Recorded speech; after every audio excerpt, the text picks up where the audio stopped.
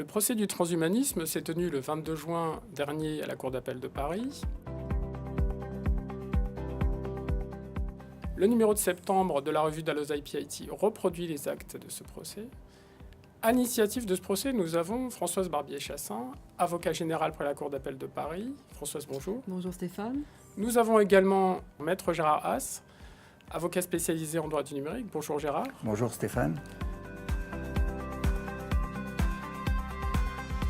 Alors on parle beaucoup du transhumanisme, il y a une forme de confusion entre le fait de se réparer grâce au progrès technologique et compenser un handicap physique ou mental, et le fait de s'augmenter, c'est-à-dire transcender sa condition, ne plus être malade, voire ne plus mourir.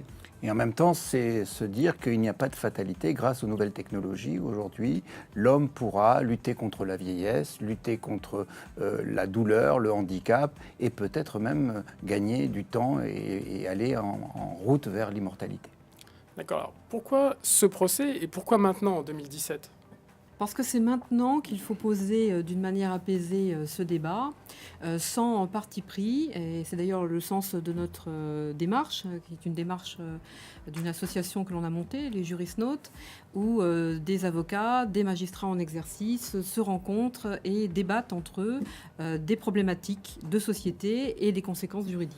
Oui, c'était tout l'objet des Jurisnautes, c'est regrouper les professionnels du droit qui sont des acteurs de la cité et qui se posent des questions où finalement on est là pour l'application des règles, mais derrière ça, il y a beaucoup d'éthique. Et c'était cet enjeu, d'autant plus qu'avec Françoise, nous sommes passionnés de science-fiction et nous nous rendions compte que sur la question du transhumanisme, les politiques ne s'y intéressent pas du tout et le débat est toujours partisan, il n'est jamais contradictoire. Donc le sens vraiment de notre action, c'est de dépasser un cadre partisan, discuter d'une manière apaisée et jusqu'au bout des possibilités cette question du transhumanisme et ses conséquences juridiques. Ce sont des professionnels du droit qui se sont regroupés, on a monté des équipes et on a beaucoup travaillé. Oui, c'est 6 mois de travail quand même, des débats, beaucoup de soirées. Des soirées. 14 février, j'ai cru comprendre. Ouais, voilà, absolument. Et puis finalement... Alors donc il y a eu un scénario qui a été construit. Ensuite, on a tiré au sort des positions, donc ce n'était pas prédéterminé, c'était là aussi l'intérêt du débat, comme un avocat lorsqu'il a un client qui vient le voir, ou comme un procureur lorsqu'il est dans un dossier et il a une position à prendre. Et on a chacun pris nos partis, on a travaillé et on a construit ça autour d'arguments juridiques.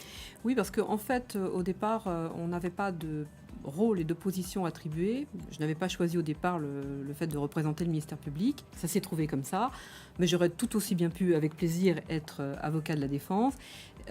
Puisque nous, l'objectif, c'était de montrer qu'on était en capacité de dépasser nos situations institutionnelles au service du droit, en définitive, et de la réflexion. Et puis au service de la personne, de l'humain et des justiciables. Moi, je n'avais pas choisi d'être pour, ou j'aurais pu aussi être contre. Il s'est trouvé que là aussi, le sort nous a guidés vers cela. Et c'était aussi passionnant parce qu'à partir de là, on a construit une défense, on a construit des positions. Donc c'est beaucoup de travail, c'était écrit. Et la particularité aussi, c'est que c'était organisé dans un tribunal, la Cour d'appel de Paris.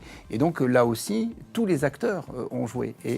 Oui, on a choisi le cadre et on a eu la chance d'avoir le cadre prestigieux de la première chambre de la Cour d'appel de Paris, d'avoir comme présidente la procureure générale de Paris et de pouvoir avoir autour de nous donc des avocats de renom, on peut le dire quand même, des magistrats du siège et du parquet qui ont participé et évidemment Dalloz qui nous a accompagnés de bout en bout.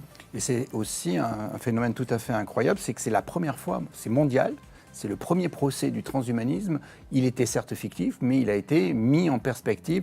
Alors là aussi, ce qui était très intéressant, et le public qui nous a énormément suivis, 12 000 personnes qui nous ont suivis via le site que l'on avait monté du transhumanisme.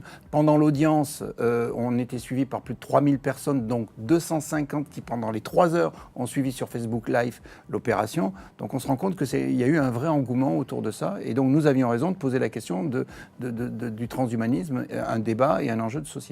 D'autant plus qu'effectivement, la question fondamentale, c'est aujourd'hui et demain, qu'est-ce que l'homme ? Françoise Éjarard, ça a été un plaisir de travailler avec vous tout au long de cette aventure sur le procès du transhumanisme. Pour nous aussi.